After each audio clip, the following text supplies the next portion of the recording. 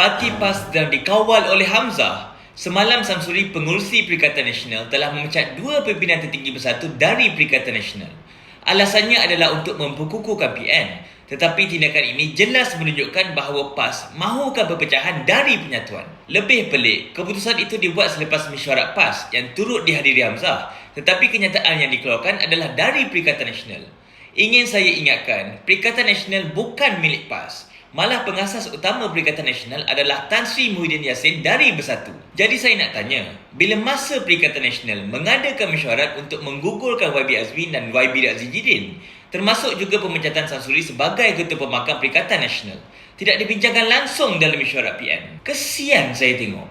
Disebabkan kegilaan pemimpin PAS terhadap Hamzah, sanggup mereka memecat Dr. Samsuri walaupun tak sampai berapa bulan jadi Ketua Pembangkang. Tak sempat masuk parlimen pun.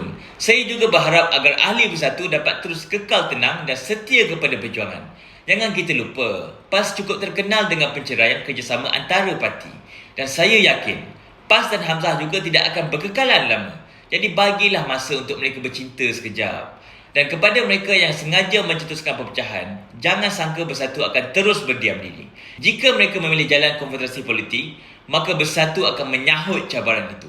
Kita tidak mencari perang, tetapi kita juga tidak akan lari daripada mempertahankan maruah parti, prinsip dan masa depan Perikatan Nasional.